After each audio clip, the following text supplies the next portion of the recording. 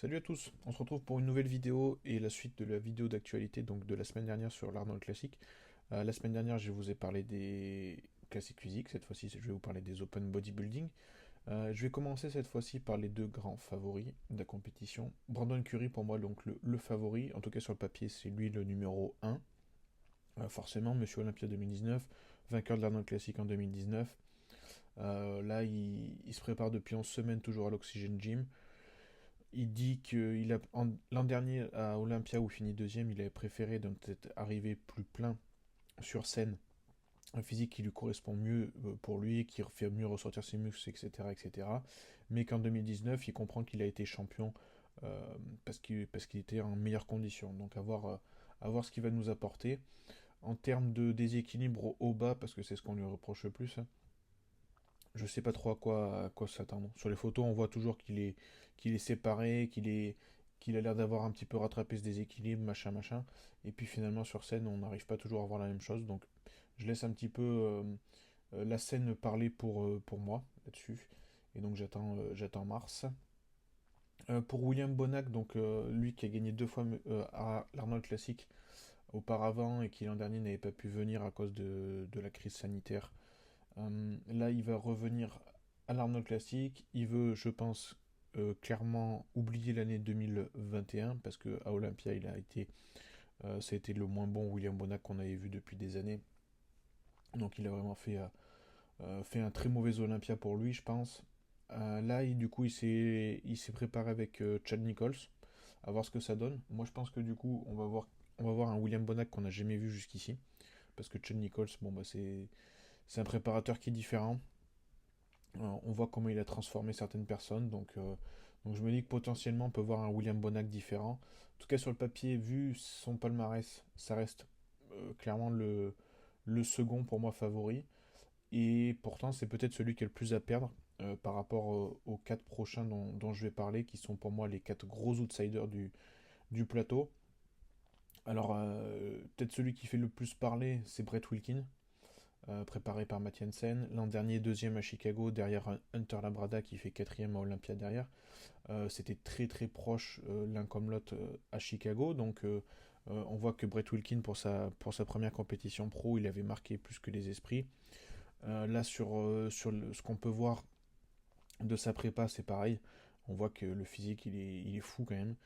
Des insertions qui sont parfaites pour le body, un look 3D un petit peu à la Phil Heath, à la fois une densité musculaire parce qu'il s'entraîne vraiment comme un acharné. Donc franchement, moi je pense que c'est un des looks, en tout cas qu'on attend le plus sur scène. Il y a peu de chances qu'il se rate aussi en termes de conditions avec Matt Jensen.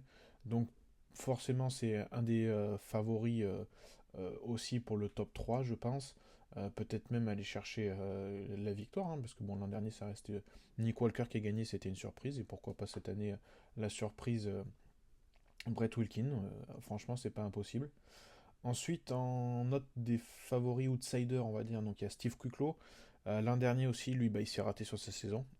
Texas Pro, il était arrivé un petit peu off. Du coup, Yann lui passe devant, Yann Vallière.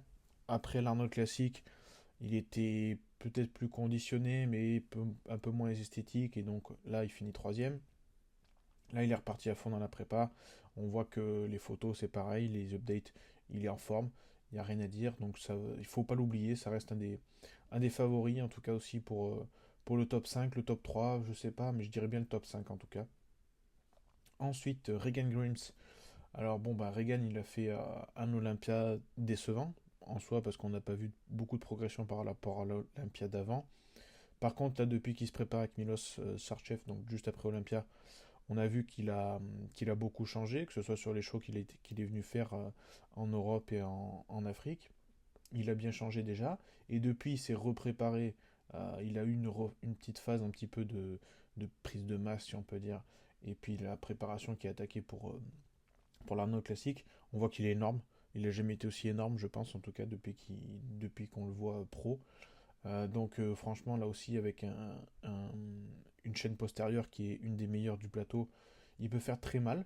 Donc à mon avis, on va pas voir le Regan Grimes qui a terminé dernier d'Olympia, mais là on va voir un Regan Grimes qui est capable d'aller chercher le top 5, le top 3. je sais pas, mais le top 5, top 6, à mon avis, il y a de grandes chances quand même. Un autre des grands favoris pour moi, parmi les outsiders favoris comme je dis, c'est Justin Rodriguez. Justin Rodriguez, ça fait 2 ans qu'il performe à Olympia, je trouve. Il rentre dans le top 10 sans souci. L'an dernier, il finit deuxième au New York Pro derrière Nick Walker. Il finit quatrième, si je dis pas de bêtises, ouais, quatrième de l'Arnold Classic l'an dernier. Là, on voit, c'est pareil sur les photos. Franchement, il s'améliore de jour en jour. Il a une condition très crispy. Il travaille toujours avec Cement Factory, à G-Sims là. Franchement, moi, c'est un physique que j'aime bien voir. Il est assez sur ses poses, il sait se mettre en valeur et tout, donc je le vois bien aussi performer et aller assez loin sur le plateau. Est-ce qu'il va réussir à faire une quatrième place encore comme l'an dernier? Je sais pas, parce que le plateau est élevé. Mais c'est pas impossible non plus, donc à suivre. Un autre des. Alors peut-être plus outsider que favori pour moi, c'est Samson Doda. Donc l'anglais qui va finir. Je crois que c'est son première compétition sur le sol américain, si je dis pas de bêtises. Il est déjà qualifié pour Olympia en 2022 parce qu'il a gagné Prague, lui, je crois, de mémoire. Donc Samson, c'est pareil, entraîné par Milos Sarcev. Il a progressé énormément depuis 2 ans. Depuis qu'il a aussi depuis qu'il est passé avec Milos aussi quand même, il a beaucoup progressé. Je pense qu'on va avoir une condition assez terrible. Il faut espérer aussi que entre son déplacement de Grande-Bretagne aux États-Unis, bah, la condition ne parte pas aussi un petit peu en l'air. Après, voilà, c'est un physique aussi complet. Quelqu'un qui donne tout sur scène. Il a une bonne manière de poser, des bonnes insertions et tout. Donc, ouais, je pense qu'aussi, lui, il peut faire très mal. Après, va falloir regarder la line-up en fait aussi, hein, parce que c'est qui est-ce qui va ressortir le mieux sur ce show, sachant aussi que c'est un show en 2 jours, donc ça change un petit peu la donne avec le pré-judging le vendredi et les finales le samedi. Bah, ça va être aussi qui le premier jour est capable de performer suffisamment et surperformer le samedi pour gagner, ou qui est-ce qui va être capable de surperformer le vendredi et puis qui le samedi va pêcher un petit peu.